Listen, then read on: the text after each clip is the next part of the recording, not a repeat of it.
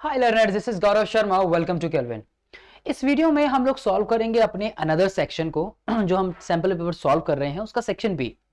Section A already आप लोग देख चुके हैं, ऑलरेडी अपना जो प्यार है आप उस पर दिखा चुके हो, आपको अच्छे से समझ आ चुका है वो। अब आ गए हम सेक्शन बी पे जो हम सॉल्व कर रहे हैं न्यू ऑसवाल्ड सैंपल पेपर को। टर्म 1 के ऊपर लेटेस्ट है बिल्कुल।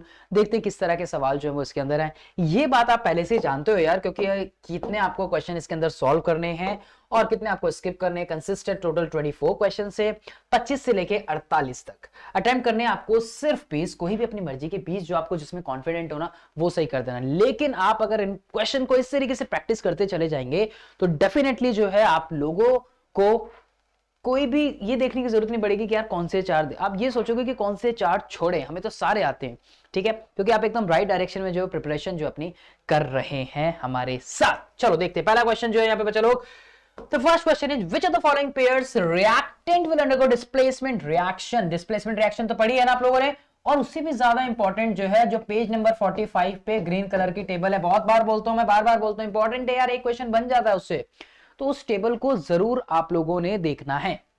अब देखो रिएक्शन है विच ऑफ द फॉलोइंग, जैसे कि कॉपर सल्फेट और iron, zinc sulphate iron, magnesium sulphate और कैल्शियम सल्फेट। देखो क्या होगा, जो हाई रिएक्टिव मेटल होगा वो अपना कंपाउंड बना लेगा, डिस्प्लेस कर देगा, लात मार देगा, तो भाग यहां से, मैं तेरे से ज्यादा स्ट्रॉन्गर हूं, मैं इसके साथ कंपाउंड बनाऊंगा। होगा किसमें, देखो मैग्नीशियम, जिंक, इस जिंक जो है आपको डिस्प्लेसमेंट रिएक्शन के अकॉर्डिंगली देखना है। अगर इसमें देखूं मैं इसी वाले में, पहले वाले में, तो कॉपर जो है वो आयरन से, आयरन जो है वो ज्यादा रिएक्टिव है, ठीक है, इससे। तो आयरन क्या करेगा, इसको यहां से जो है वो हटा देगा। मैग्नीशियम ज्यादा है तो मैग्नीशियम को आयरन नहीं हटा सकता, कैल्शियम ज्यादा है तो कैल्शियम को नहीं हटा सकता, जिंक ज्यादा रिएक्टिव है तो उसको भी नहीं हटा सकता, ये लीस्ट रिएक्टिव है इससे। तो ये क्या करेगा, इसको हटा देगा और फेरस सल्फेट FeSO4 जो है वो जो कंपाउंड है इसका कॉपर को यहां से ये डिस्प्लेस कर देगा। तो उसके अकॉर्डिंगली हमारा जो ऑप्शन बनेगा कौन सा बनेगा, ऑप्शन नंबर ए जो है वो करेक्ट ऑप्शन इसके अंदर हो जाएगा, है ना। देखो फिर वही question, which of the following represent the correct order of decreasing reactivity. Decreasing reactivity के ऊपर पूछा, देखो अगेन रिएक्टिविटी के ऊपर ही है क्वेश्चन भी हमारा, ठीक है। डिक्रीज कौन सी हो रही, पहले अगर आप देखोगे कि सबसे टॉप पे कौन सा आता है, तो आता है मैग्नीशियम, उसके बाद आता है कौन सा, अल्यूमिनियम, अल्यूमिनियम, फिर आएगा जिंक, फिर आएगा आयरन। तो पहला ही ऑप्शन सही है इसमें, तो मैग्नीशियम सबसे ज्यादा रिएक्टिव होता है। तो डिक्रीज कौन सा हो रहा है हमें वो बताना है। तो डिक्रीज धीरे धीरे किस तरह जा रहा है, तो मैग्नीशियम सबसे पहले ही आएगा, ठीक है, उसके बाद अल्यूमिनियम, फिर जिंक। तो ऑप्शन नंबर ए जो इसका करेक्ट बन जाएगा according to the table. Reactivity series के अकॉर्डिंग अगर आपको नहीं मालूम तो पेज नंबर 45 जो है ना आप लोगों की एनसीईआरटी का, उसके ऊपर जो ग्रीन कलर की टेबल बनी हुई है एक बार जरा उस पर नजर मार लेना, पता लग जाएगा। All the methods mentioned below can use prevent the food from getting rancid except, ठीक है, मान अब कौन सा, storing the food in the air tight container, किसको छोड़कर all the methods mentioned below can be used to prevent food from getting rancid। rancid मतलब उसको ऑक्सीडाइज होने से बचाते हैं। आपने देखा है कि जो ऑयल या फिर जो फैट्स होते हैं, ऑयल या फिर जो फैट्स होते हैं, अगर वो ऑक्सीजन की प्रेजेंस में आ जाए या फिर वो ऑक्सीजन के कांटेक्ट में आ जाते हैं तो क्या हो जाता है, वो रेंसिड हो जाता है, उनका बैड टेस्ट हो जाता है, बैड स्मेल आ जाती है, ये सभी। So all the methods mentioned below can be used to prevent the food from getting rancid except कौन कौन सा, storing the food in the air tight container, बिल्कुल अगर आप उसको एयर टाइट कंटेनर में रखोगे तो ऐसा हमें देखने को नहीं मिलेगा, तो ये तो सही है, ठीक है। Storing the food in refrigerator, वो भी एक तरीके का एंटीऑक्सीडेंट का काम करता है। Keeping the food in clean and covered container, clean और कंटेन कंटेनर से हमें कोई मतलब नहीं है। Always touching the food with a clean hand, इससे भी कोई मतलब नहीं है। तो ये दोनों एक्सेप्ट इन दोनों को छोड़ के, यानी कि ऑप्शन नंबर डी जो है 3 और 4 इसके अकॉर्डिंगली करेक्ट ऑप्शन यहाँ पे हमारा बन जाएगा, राइट। तो इसका हो गया हमारा क्वेश्चन नंबर 27 का ऑप्शन नंबर डी आंसर। अगला देखिए, नेक्स्ट देखिए यहाँ पे, common salt besides being used in kitchen can also be used as the raw material for making what। देखिए रॉ मटेरियल आप लोगों ने पढ़ा है सॉल्ट वाले पोर्शन में, आपने सॉल्ट्स में पढ़ा है ना, आपने सॉल्ट्स में क्या पढ़ा, आपने लास्ट में बहुत सारे एसिड बेसिस ऑन सॉल्ट्स में आपने कंपाउंड पढ़े हैं जो इससे बनते हैं, राइट। आपने जैसे कि सोडियम हाइड्रोक्साइड पढ़ा हो जिसमें आपने ब्राइन सॉल्यूशन पढ़ा है, आप लोगों ने चाहे वो NaHCO3 पढ़ा हो, राइट, Na2CO3 पढ़ा हो, ये सभी आपने पढ़े हैं कि जो सॉल्ट एक तरीके से रॉ मटेरियल वहां पे अपना रोल प्ले करता है, राइट। तो common salt beside being used in kitchen can also be used as a raw material for making what. देखिए वॉशिंग सोडा को बनाने में अपना रोल प्ले करता है, तो बिल्कुल करता है। ब्लीचिंग पाउडर में Cl आता है, कैल्शियम हाइड्रोक्साइड और क्लोरीन आते हैं, ठीक है। बेकिंग सोडा में आता है, सिलिकेट लाइम में नहीं आता। तो करेक्ट ऑप्शन क्या बन जाएगा, फर्स्ट और सेकंड, यानी कि सी ऑप्शन जो है वो इसका करेक्ट यहाँ पे हमारा हो जाएगा, तो सी बन जाएगा, ठीक है जी। आइए नेक्स्ट क्वेश्चन पे देखते हैं। अगला क्वेश्चन जो है हमारा कि अ प्रिज्म एबीसी, एक प्रिज्म है जो कि ABC with BC is a base, BC देखो सब में बेस है, इसमें भी ऐसा में बेस है, ठीक है। इन डिफरेंट ओरिएंटेशन, देखो अलग अलग ओरिएंटेशन है, सब में है। A narrow beam of white light is incident on the prism, हमने narrow beam of white light जो इंसिडेंट की प्रिज्म पे कर दी। The prism shown in the given figure, in which of the following case after dispersion the third color from the top corresponding to the color of the sky, third colour हमें corresponding किसके, उसके बिल्कुल देखने को मिलेगा। जब हम इसमें से कुछ इस तरीके से पास अगर हम करेंगे तो corresponding किसमें, प्रिज्म ABC, ठीक है, is placed in different orientation, narrow beam of white light is incident on the prism, हमने white light कर दी, ठीक है, कर दी बिल्कुल। अच्छा ठीक है, वो कह रहा है बिल्कुल उसी के कॉरस्पॉन्डिंग हमें देखने को मिलेगा, ऐसी फिगर कौन सी। देखो जब आप इसमें से नॉर्मली पास करते हो, जब आप ऐसे पास करोगे तो एक आपका जो कलर बनेंगे विबग्योर, ऐसे बनेंगे ना, तो उसके अकॉर्डिंगली आप पास करोगे, रेड सबसे ऊपर आएगी, ठीक है, कुछ इस तरीके से देखते हैं हम, रेड जो है वो लीस्ट डेविएटेड होती है, ठीक है, तो विबग्योर हम इस तरीके से देखते हैं ना, राइट। तो इसके किसके सामने हमें देखने को मिलेगी, जो ब्लू आएगी, तो ब्लू कलर हमें कहां पे देखने को मिलेगा, उन्होंने ऐसा पूछा है। तो जब हम इसमें से पास करेंगे तो भाई कहां पे देखने को मिलेगा, रेड जो है वो लीस्ट डेविएटेड होगी, तो रेड तो ऐसे आएगी, तो ब्लू कलर हमें यहां कहीं देखने को मिलेगा, ठीक है। तो उसके अकॉर्डिंगली इस फिगर में हम देखते हैं जो बेस हमारा ये हो गया, तो वो तो फिर बी वाला बनना चाहिए, ठीक है। सेकंड ऑप्शन हमारा सही बनना चाहिए इसके अंदर, क्योंकि उसी के कॉरस्पॉन्डिंग जो है आप देखेंगे जब रे डायग्राम को कि जब वो डिस्पर्जन होगा आपका, तो अलग अलग लाइट रेज जो है वो इस तरीके से आपकी जाएंगी।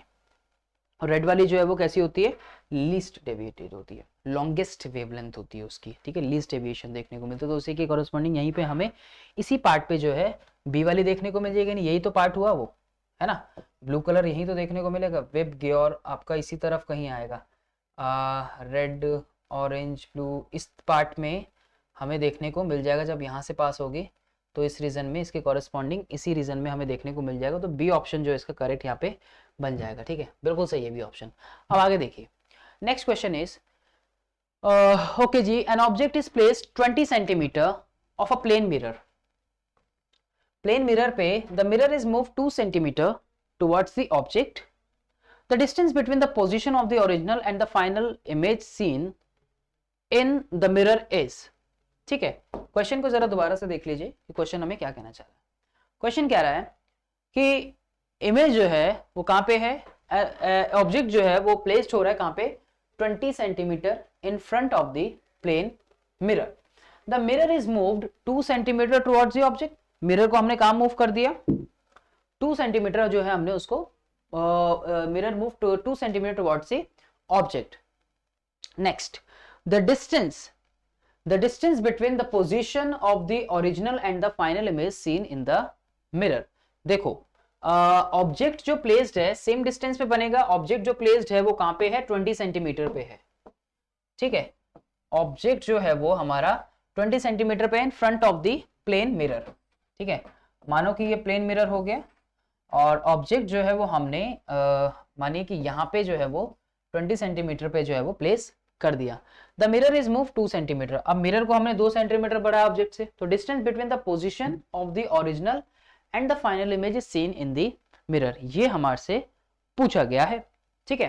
तो कैसे निकालेंगे, देखो अगर ये 20 सेंटीमीटर है, जो हमारा ऑब्जेक्ट है इनिशियली वो 20 सेंटीमीटर पे है, इनिशियली जब मैं देखता हूं इसको, ठीक है, बहुत इजी, इनिशियली जब मैं देखता हूं इसको तो 20 सेंटीमीटर पे है, ठीक है, और इमेज जो बनेगी वो कहां पे बनेगी, इसका मतलब इन फ्रंट इमेज जो बनेगी वो कहां बनेगी, इक्वल डिस्टेंस सेम साइज की बनेगी, तो वो लगभग आपकी बन जाएगी कहां पे, 40 सेंटीमीटर पे, भाई मिरर आपका जो इमेज बनेगी वो 40 सेंटीमीटर, अब मिरर ने मूव किया है कितना, 20 सेंटीमीटर, ओ सॉरी 2 सेंटीमीटर, ठीक है, 2 सेंटीमीटर टुवर्ड्स द ऑब्जेक्ट, तो इसका मतलब जो यू इनिशियल, अब जो इसका जो ऑब्जेक्ट हो गया वो कितना हो गया, 18 सेंटीमीटर, तो इमेज की भी कितने हो गए 18 सेंटीमीटर, तो 18 36 सेंटीमीटर, तो अब वो कह रहा है कि कितना ओरिजिनल और द फाइनल पोजीशन में कितना चेंजेस है। तो ओरिजिनल वाली में से बाद वाली माइनस कर दो, तो 40 में से 36 गए, कितना बचा 4 centimetre is the answer. 4 centimetre किसमें हमारा ऑप्शन नंबर बी जो है वो हमारा 4 सेंटीमीटर, तो 4 सेंटीमीटर इसका आंसर आ जाएगा। तो डिस्टेंस हमें निकालना है ना, किसमें, distance between the final position and the initial position, 4 centimetre. Both assertion and reason are true. R is the correct explanation of the A. Both A and R true, but R is not the correct explanation of the A. ठीक है, अब हमें बताना है कि कौन सा assertion reason का हमारा सेम खेल रहता है वही, तो उसके अकॉर्डिंगली ही हम यहाँ पे बताएंगे। अब देखिए क्वेश्चन नंबर 31 जो है आपका क्या कहता है, white silver chloride turns grey इन सनलाइट। बिल्कुल होता है, आपने डिकम्पोजिशन रिएक्शन पढ़ी होगी, ठीक है। और डिकम्पोजिशन रिएक्शन में हम क्या देखते हैं, 3 टाइप से देखते हैं। ये जो सवाल है ये किसके ऊपर है, फोटोलाइटिक डिकम्पोजिशन के ऊपर, ठीक है। तो decomposition of silver chloride in presence of sunlight takes place to form silver metal and chlorine gas. Separate हो जाते हैं दोनों, डिकम्पोज हो जाते हैं, राइट, सेपरेट हो जाना, टूट जाना, स्प्लिट हो जाना।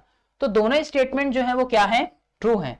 और ये इसकी करेक्ट एक्सप्लेनेशन, तो इसके अकॉर्डिंगली ए जो है हमारा, इसका आंसर जो है वो बिल्कुल सही से बन जाएगा, ठीक है, बन गया। Carbonic acid is a weak acid.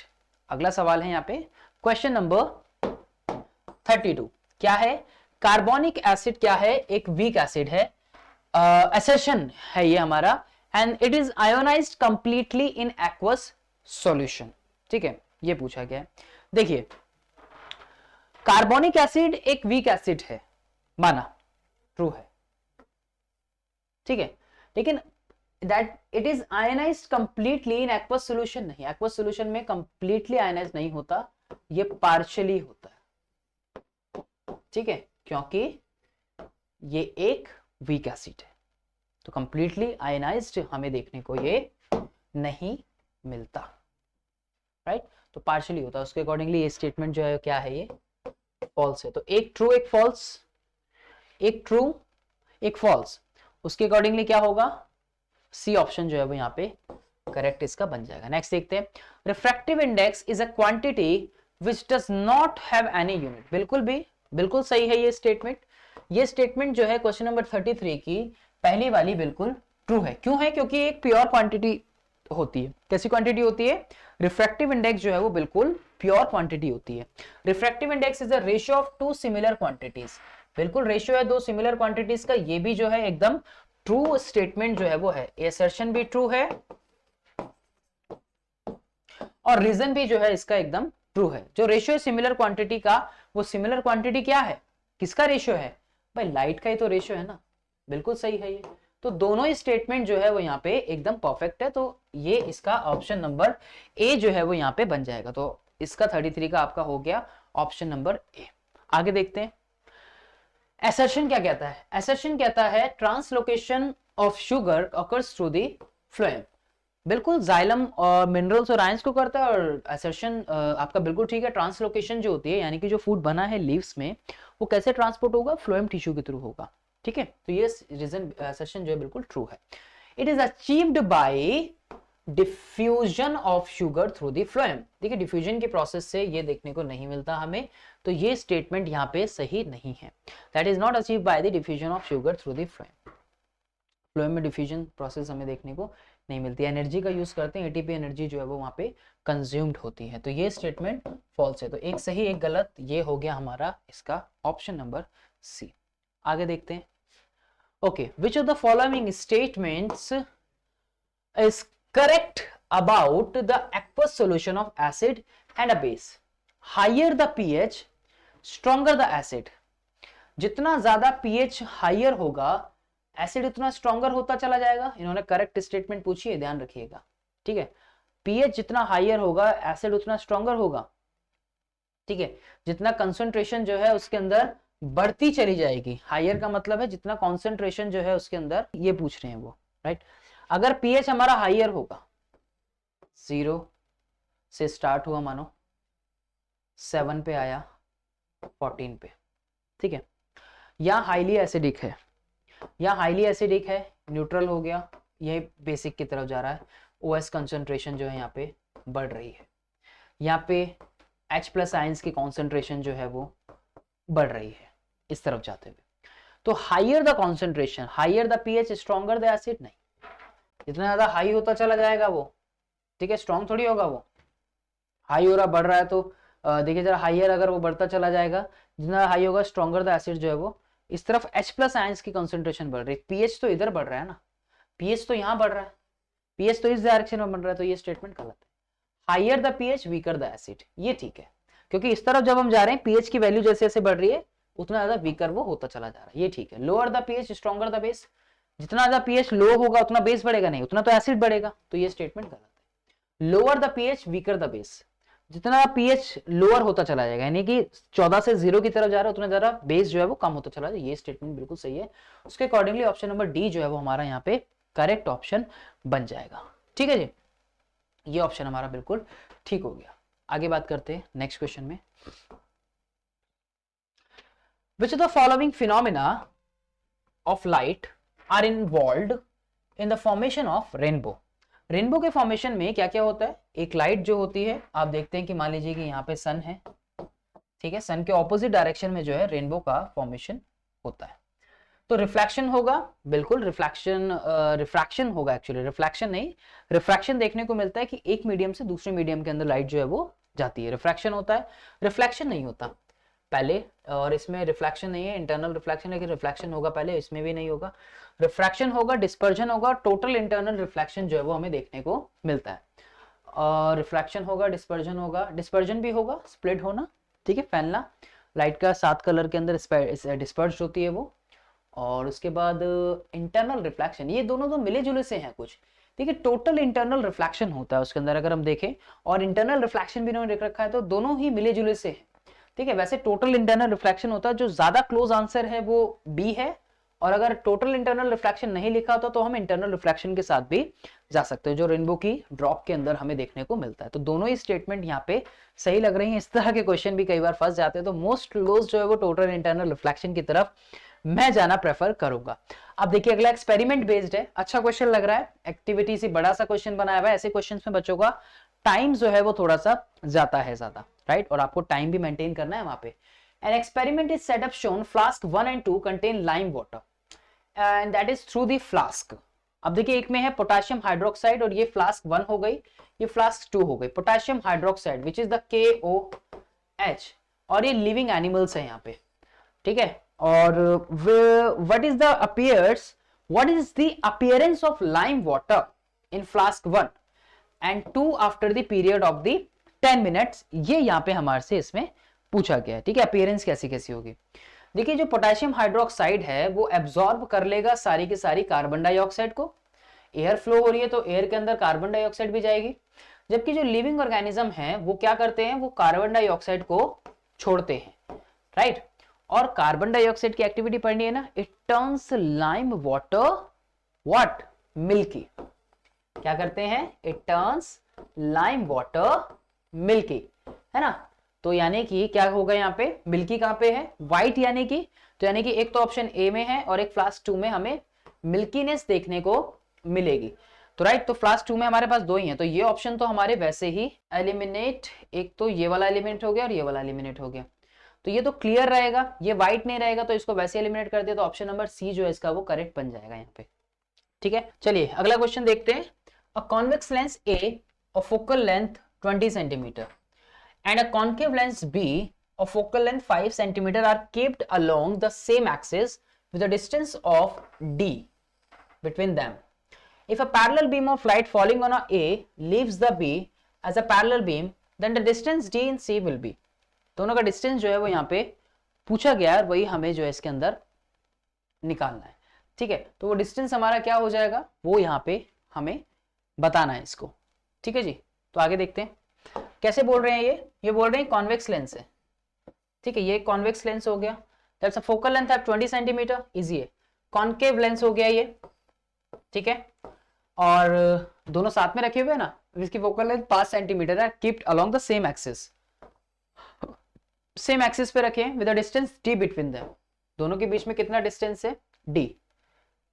If a parallel beam of light is falling on a A leaves B, दोनों की एक पैरेलल राइट रे आती है, वो कहता है ऐसे आती है, दोनों की जो एक ऐसे आती है, पैरेलल राइट रेज आ रही है दोनों की. The light falling on a a leaves be as a parallel beam of light. ठीक है, तो आगे जाके देन द डिस्टेंस बिटवीन, देखो एक का अगर 20 है, ठीक है, फोकल लेंथ, और दूसरे का 5 सेंटीमीटर है, तो दोनों का डिस्टेंस कितना हो गया अगर पैरेलल राइट रेज जा रही है, तो 20 minus 5 which is equals to 15 centimetre. Option है, बिल्कुल है, 15 सेंटीमीटर जो है वो आंसर हो गया. तो कॉन्वेक्स लेंस है ए, ये रहा, फोकल लेंथ इसकी 20 सेंटीमीटर है, and a concave lens B of a focal length 5 centimetre are kept along on the same axis, at along on the same principal axis with the distance between D. दोनों के बीच में D distance है. If a parallel beam of light falling on A, parallel beam of light falling on A, that is a A lens and that is a B lens. ठीक है, तो as a parallel beam then the distance D in C will be, दोनों में से minus कर दो, answer आ जाएगा आपका 15 सेंटीमीटर डायरेक्ट. अगला देखिए, a man is 6 feet tall. What is the smallest size plane mirror he can use to see his entire image? अगर पूरी इमेज उसको अपनी देखनी है तो क्या उसको करना पड़ेगा? तो साइज ऑफ द मिरर जो होगा यहाँ पे उसको क्या करना पड़ेगा, मिरर के साइज में तो चेंज लाना पड़ेगा. So size of the mirror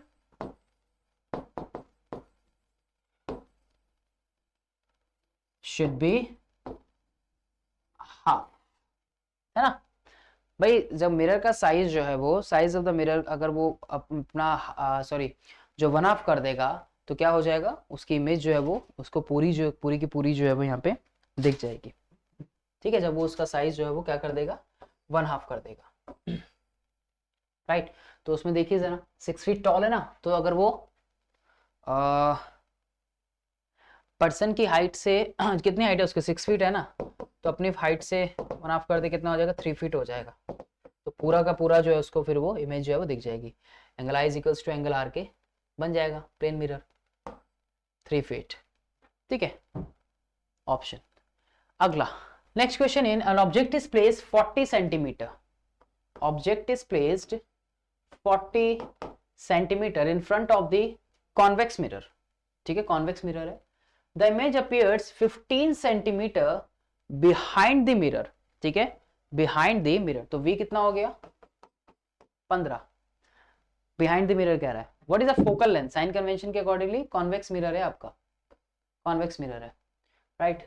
तो मेरे 15 centimetre. What is the focal length of the mirror? Focal length जो है आपसे यहाँ पे पूछी गई है. ठीक है, एफ आपसे पूछी गई. क्या करेंगे क्या कर देंगे भाई, मिरर फॉर्मूला लगाओगे, लगा दो. u गिवन है, v गिवन है, तो 1/f is equals to 1/v plus 1/u. कितना है, 1/15 प्लस में 1/ माइनस का 40. यू ऑलवेज टेक नेगेटिव, दोनों का एलसीएम ले लो, कितना आ जाएगा, 120 अराउंड. ठीक है, 8 और प्लस माइनस हो जाएगा 3. ठीक है, कैंसिल कर दो, इधर आ जाते हैं, 5/120. ठीक है, कैंसिल कर दो, 5 दूनी 10, 5 चौक 20. क्या आया, प्लस का आया 24 या माइनस का आया, कॉन्वेक्स है ना तो प्लस का आया हमारा, तो बिल्कुल ठीक है. कॉन्वेक्स में फोकल लेंथ किस में आती है, पॉजिटिव, तो कितना आंसर आ गया, प्लस 24 सेंटीमीटर आंसर हमारा आ गया. ऑप्शन नंबर ए जो है वो यहाँ पे करेक्ट हमारा इसमें बन जाएगा. ठीक है, तो करेक्ट ऑप्शन हमारा ए हो गया. आगे देखते हैं. The gas produced when dilute HCl is added to a reactive metal. Gas produce dilute HCl होगा तो कौन सी गैस निकलेगी, अरे यार कौन सी निकलेगी, हाइड्रोजन निकलेगी, नहीं निकलेगी, HCl है ना, रिएक्टिव मेटल है कोई, तो हाइड्रोजन निकाल देगा. जिंक लगा लो, तो आपकी हाइड्रोजन जो है यहाँ पे करेक्ट आंसर हो जाएगा. Next question. Now this is the diagram, और ये आपका शो कर रहा है एक ट्रांसफर सेक्शन है, ये क्रॉस सेक्शन किया हुआ है आपका. Arrangement of cell inside the leaf of a green plant show in the given figure. Which cells normally contain the chloroplast? देखिए कौन कौन सी सेल जो है वो क्लोरोप्लास्ट को कंटेन करेगी. आपने एनसीईआरटी में भी अपने डायग्राम जो है वो देखा होगा. वैक्सीक्यूटिकल लेयर है, एपिडर्मल लेयर्स हैं आपकी कई इसके अंदर, और जो आपका इसके अंदर जो लेयर्स होती हैं बेसिकली, जो हमारी ये वाली जो सेल है दैट इज द पैलिसेड है. ठीक है, कौन सी है ये, पैलिसेड है. ठीक है, तो एक तो इसके अंदर हमें क्लोरोप्लास्ट देखने को मिलेगा, और पैलिसिडे मीजोफिल सेल है ये हमारी, ठीक है, पैलिसिडे मीजोफिल सेल है ये हमारी, ठीक है। और उसके अलावा वैक्सीक्यूटिकल लेयर हो गई, एपिडर्मल हो गई, और आपका जो ये वाला जो रीजन है हमारा, that is the region of the guard cells, ठीक है। तो that is the region of the guard cells जिनके अंदर हमें देखने को मिलेंगी, ठीक है। वैक्सीक्यूटिकल लेयर्स में तो नहीं, तो बी रीजन हो गया हमारा, एक डी रीजन हो गया। ऑप्शन जो हमारा इसके अंदर बी हो जाएगा, ठीक है। इसके अकॉर्डिंगली बी जो है हमारा करेक्ट ऑप्शन यहाँ पे बन जाएगा। चलिए, तो इसका बी आंसर जो है हमारा करेक्ट हो जाएगा। अगला देखते हैं, sodium hydrogen carbonate. Sodium hydrogen carbonate when added to acetic acid evolved a gas. Which of the following statement are true about the gas evolved? It turns lime water milky. देखिए carbonate है तो gas कौन सी निकलेगी, CO2 निकलेगी।